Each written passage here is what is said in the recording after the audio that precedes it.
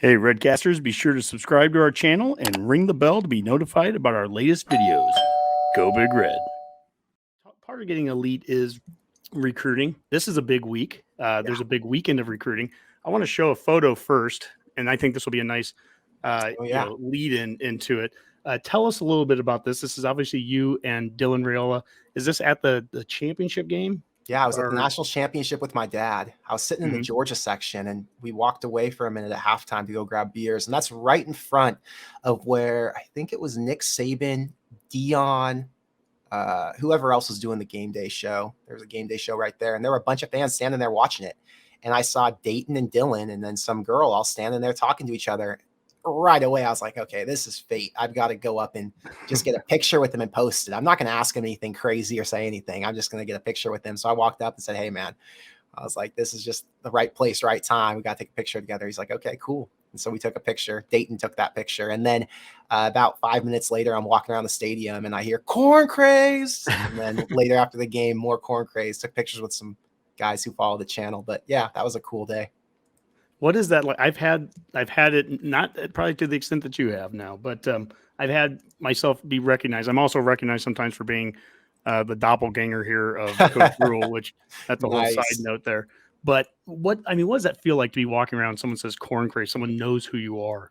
You know, at first it was very rare and it was kind of odd, but now it happens pretty often. I told you I live in Hollywood, and I've had 2 or 3 people now at the grocery store, Target, and Best Buy recognize me.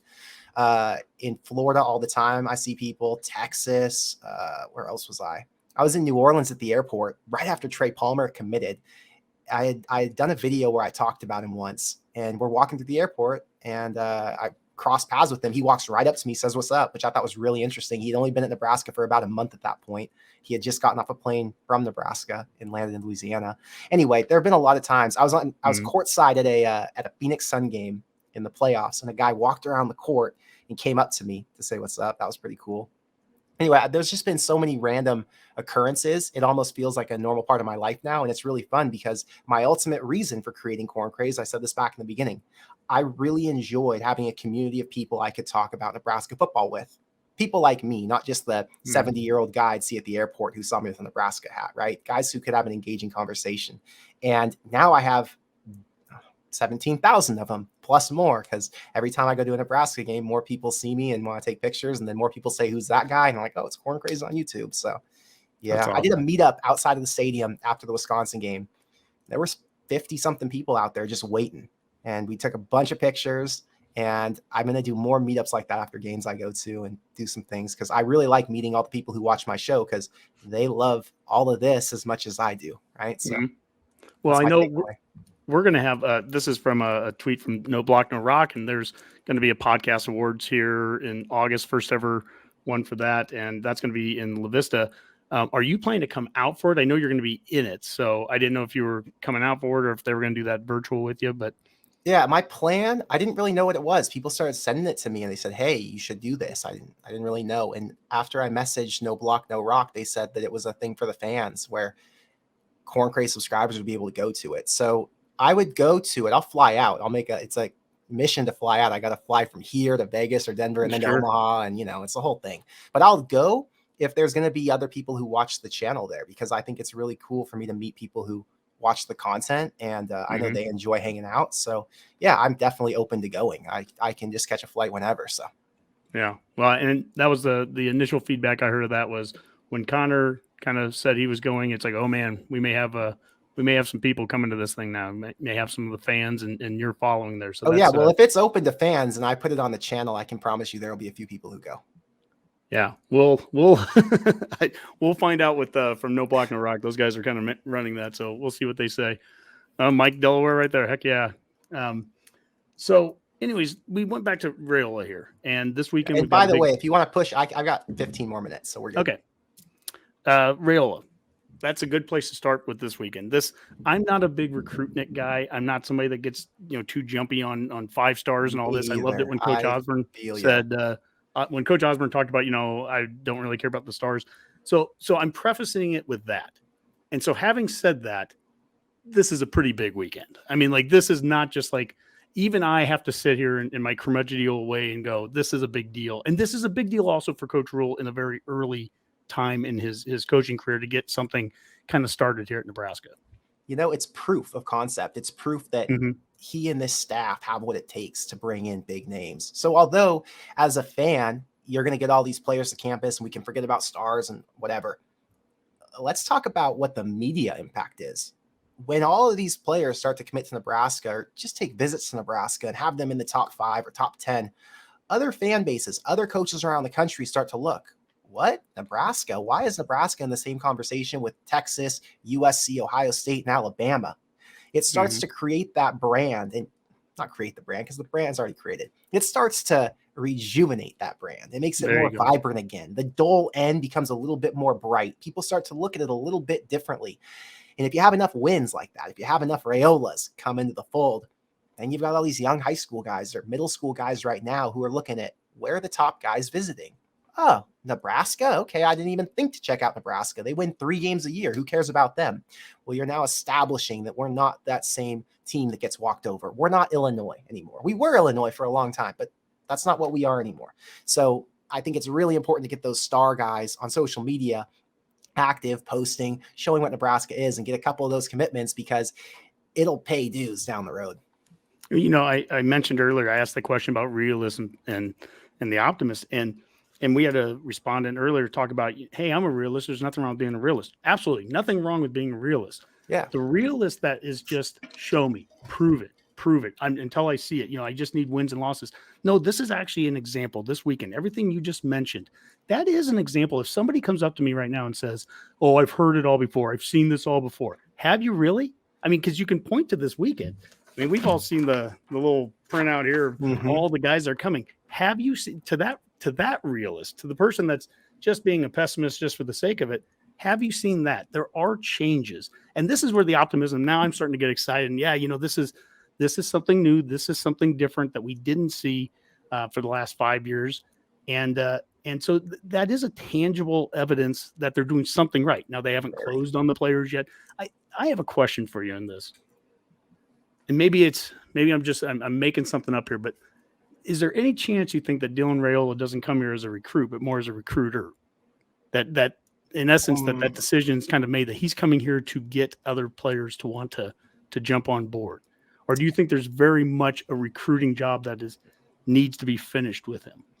Oh, okay. I think 100% the job needs to be finished. I think that Raiola, the whole idea that he's a secret commit is kind of far-fetched to me.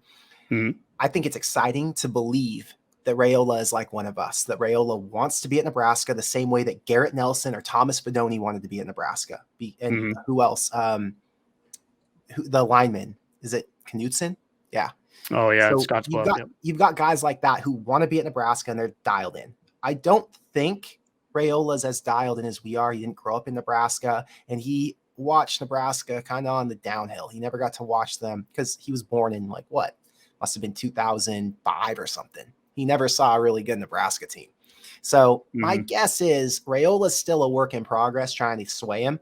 I still believe he's going to come to Nebraska after it's all said and done, but I don't think that he's locked in by any means. I do think that he's recruiting. He's a peer recruiter for the 3 schools he's most excited about. And I have to assume that's USC, Georgia, and Nebraska. And if that's the case, and he's really peer recruiting, say 4 or 5 guys, wherever he goes, I think there's a good chance they land 3 out of 5 of those guys. So Raiola coming to Nebraska would be a big deal. Well, and you mentioned the last time that we had, an elite quarterback that we were able to bring in. And I can imagine, you can pick 1 or 2 different guys from that era, but when you win titles, you have elite quarterback play. And whether that elite quarterback comes in the form of a 5-star quarterback or it's Stetson Bennett, who's a walk-on, doesn't really matter. By the time that they are winning titles for you, they're playing at an elite level.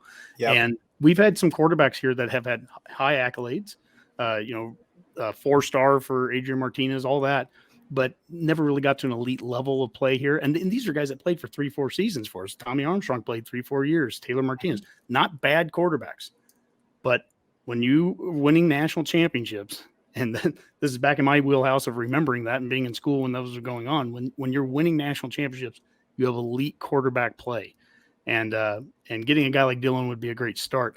I'm just curious because, and I get the sense here with Dylan that there's so many reasons to go to USC, right? We've heard them all. There's so many reasons to go to Georgia. And the ones that don't make sense are, why come to Nebraska? Well, you have a chance to create that legacy. You have a chance. But I really wonder if it's about wanting to make sure to see it yourself and to see that what you're being told, but they want to come and see it. They want to see this coaching staff in action. They want to see them running practices. And so I guess, I'll go back to what you probably said. They probably still are they got to see it. It's a wait and see mode. They need some proof. If Nebraska wins three games this year, and Dylan's committed, does Dylan stay committed? Yeah. That's a good question, right? And I think that if they can see that this staff isn't a 3-win type of team, they can say, okay, this is the type of staff who leads a 6-win team minimum, then they'll have a little bit more confidence, and that's what would earn the trust. When you look at USC or Georgia, he's not the end of the day recruit. He's the end of the cycle recruit. And then next year, they're going to go after the next big name. And the next year after that, they're going to go after the next big name. And if there's an opportunity in the transfer portal, you never know what's going to happen. You get injured at USC, you might never see your job again. Go ask JT Daniels.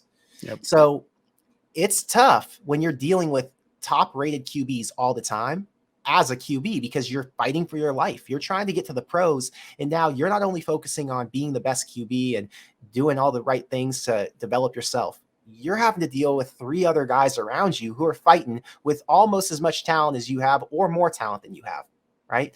Come to Nebraska and you've got a clear path. You don't have to worry about any of that nonsense. You are the guy. I think that's a big selling point for a guy like Raiola. The inner coach in me comes out too, is that if we get, if he signs, there's still nothing guaranteed, right? You still got to go out. You still have to earn it. But if you come from a football family like he has, I don't think that he would take anything for granted. And speaking of that football family, having a direct inside source right now in his uncle, who has experienced the last year of football here, and now he's experienced the transition. Talk about somebody that can just answer your questions on, hey, I can call you up at any time and just, I want to know something. It's helping a lot. I just get the sense that there's, I'm telling you, I'm 70% sold that he's coming to Nebraska, but I'm capping it at 70% right now. There are some people who are like, there's no way it's happening, and all their BS, whatever. But let's talk about the flip side. Okay. Dylan Raiola does not come to Nebraska because there's a chance he goes to Georgia or USC. How detrimental is it to this class, and how detrimental is it to the long term of the program? Well, it's going to be tough for this class because I don't think Nebraska, I don't want to say I don't think, but I think there's a good chance that a guy like Carter Nelson even wouldn't come. He might go SEC. He might follow Dylan. And then all of those other big names who are coming on this weekend visit because of Dylan, they're going somewhere else. So the class might not be as special as we had hoped for. But in regards of quarterback, the beautiful thing about the transfer portal is there's always a starting quarterback available. There's always a guy who didn't get developed the right way at his last school, i.e. Jeff Sims. There's always a guy who didn't get the right opportunity. Well, if Dylan Raiola goes to Georgia or to USC, there are going to be 2 or 3 other quarterbacks who have to leave, who are all rated pretty highly. Nebraska now becomes a school that's a really good fit for a lot of guys because they have the right staff in place. So although it'd be really exciting, it would put Nebraska, I think, years ahead if they were able to get Dylan. It's not the end of the world, and my heart won't be as broken as I think other people's will. A lot of people are really invested into Dylan, and I totally respect it, understand it, and I have the same wish. But I don't think it's as big of a deal because we've got the portal. But yeah, and I'll also say for a lot of those fans, if you're just beaten up because if it doesn't happen, these kids that are going to be here this weekend are not going to be the ones playing this fall. There's still going to be an entire season of football between now and then. And to your point too, the way that this coaching staff interacts with people makes a difference. So when we don't go after Zane Flores from Gretna, quarterback that ends up going down to Oklahoma State. Yep. And we can look at that and say, yeah, that was a tactical error of the previous class. But what's one of the first things that this staff does? They go to Gretna, they make all the connections, and no, they're not going to flip the kid. No one expects that. But to your point, every year there are kids in the portal. Every year there are guys that go somewhere, it doesn't fit, and they go somewhere else. Yep. And you treat people right. Let's just set that as a standard. If you're Trev and you're just saying, this is what I want, the culture, what does culture of a program mean? We're going to treat people right. You've heard that from players. Look at today, Garrett Nelson at Pro Day, and he's hanging out there with Coach Rhule, and he has great words for Coach Rhule. when you treat people right, the players that have left the program, I know we're still at about 100, but the guys that have left the program, no one's leaving it with a bad taste in their mouth, saying terrible things on their way out. That means something. And so that shit show that we've had at times where things that if it could go wrong, it would go wrong.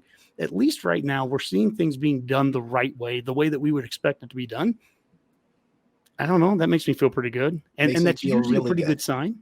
Yeah, well, you look at some of the guys who left Nebraska in the past, and they did have some words to say about Nebraska, or at least it felt like they had some words to say based on some of their tweets, right? So yeah, things are just on the right trajectory. They're projecting to be a positive next coaching cycle, not a negative one with that last situation. So I'm excited. Last thing I want to ask you, and then we can head out of here. We've heard a lot the last few years, and this is a little narrative that Mac and I on this show we've started to kind of talk about is the little things versus the basics and the details. We'd lose a bunch of games by one score. I mean, historically, we've lost by a large margin, the most one score losses in the last 2, 3, 4 years nationally. And it would be the little things, right? But those little things would be punting it to the wrong side of the field against Michigan State, or the penalties that we talked about, and it gets to the point where it's like, those aren't little things. Those are basics. Those are details of football. And the little things are the things that we're hearing that, when this staff goes and, takes cookies or, gets cookies from a coach's wife and goes and says, thank you. I mean, those are little things that do add up. Yeah. And I'm kind of curious from your perspective, when you think of what the basics are of football and the details of football, and this is going to be a detailed oriented staff, what does that mean to you? What do you want to see out of a program that is detail oriented? Yeah, I think take away the football side and let's just talk about everything else that's around it, because football is 12 games per year. That's 12 days out of the 365 days. Okay. Honestly, I could care less about what goes on those days, because those days are just a culmination of what goes on the other 300 and whatever it is. So you got 350 something days. Guys need to be on time. Guys need to be performing to their best ability in practice. Guys need to be lifting right, eating right, staying out of trouble. It's the details and the little things in the off season that makes a team good during the season. So if you look at the other big programs, Alabama, Georgia, USC, their coaches are all professionals. They all run it like a pro program, kind of like what we're seeing with Matt Rhule. So if we continue to see what Matt Rhule's doing, like suspending Anthony Grant for, I think they said it was academics, and he's not all the way bought in, it doesn't sound like, you still see him at practice right now, or not at practice. He was at pro day today. Guys like that all understand that Matt Rhule is running this program like an NFL team, like a professional program. He's treating these guys all like they're student athletes, but he's treating them like young adults. And because they are adults, we're going to see, USC, Alabama, Georgia type of results when we get to Saturdays in the fall. So I would say it's making sure that you do everything the right way in the off season. And then when it comes to the game days, I'm sure Matt Rhule is going to have a perfectly fine scheme, perfectly fine plan. But because guys are in the best shape, they're in the best mental state, and they know what it takes to win, we're going to see positive results.